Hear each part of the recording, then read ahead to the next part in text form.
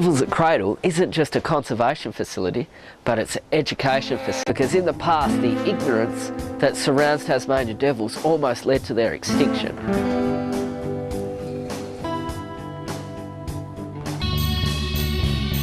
As the night wears on, the animals become more active. We throw in a bit of wallaby and the devils get excited. They snap, they snarl, they work together to dismember the carcass.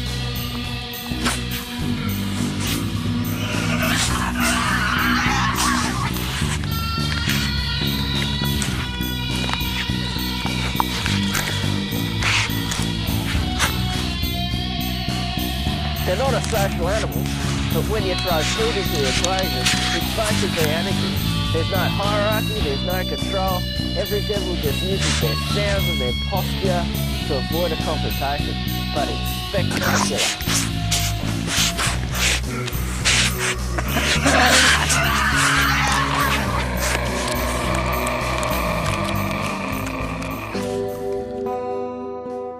The action and excitement that's created by the devil feed in here attracts the wild devils from the forest.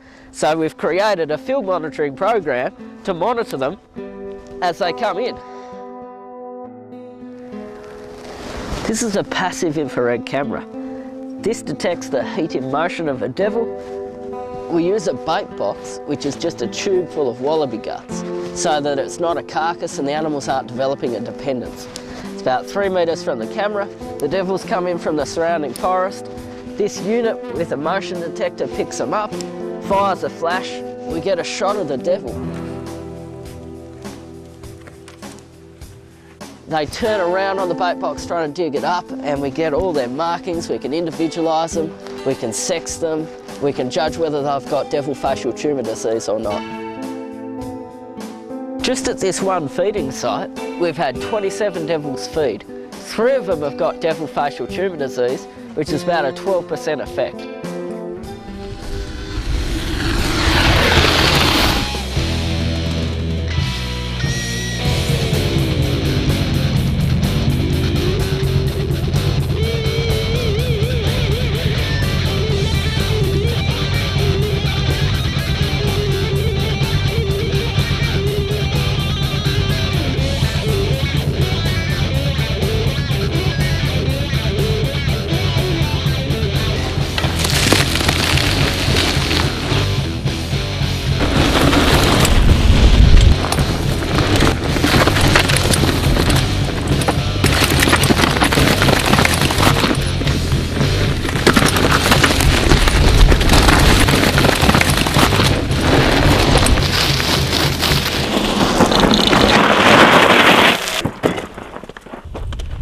With Devil Facial Tumour Disease affecting 69% of the state and moving westward at 25 kilometres a year, this is urgent.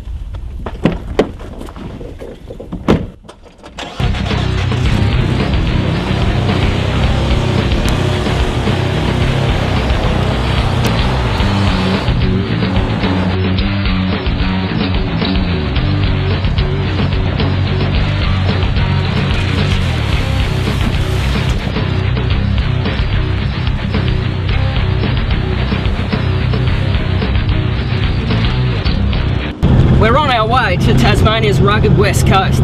This region is currently disease-free. Areas of the east coast have been affected by about 90%. That gives us a window of around 3 years before the whole state's affected. That's a short period of time to make a real impact on saving these animals.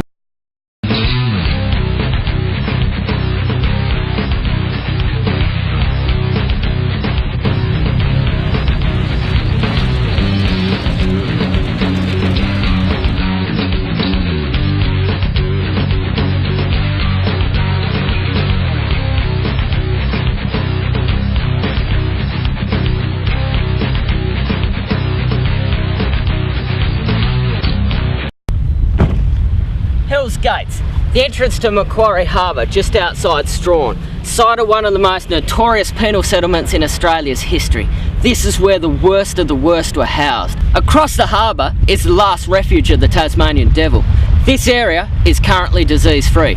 This is where we're trying to capture animals from to bring into our insurance population.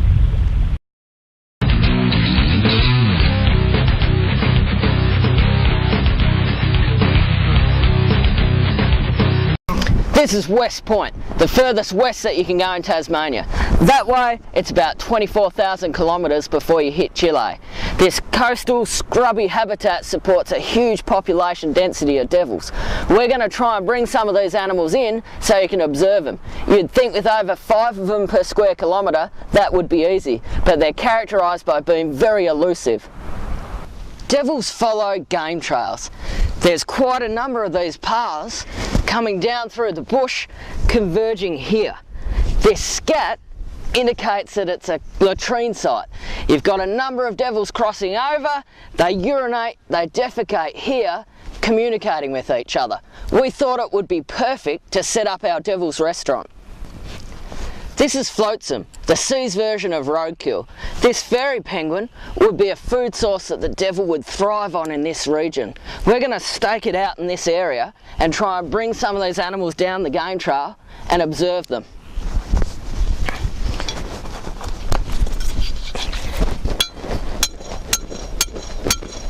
Ground's a bit harder than what I thought.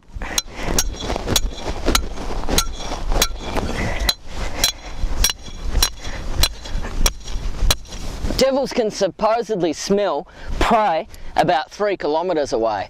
With about 5 animals per square kilometre in this region, it shouldn't be too difficult to bring them in. Devils are very shy, timid and elusive animal, so I've grabbed my swag to build a hideout of. Let's roll this out here. The Devil's restaurant set up over there behind us.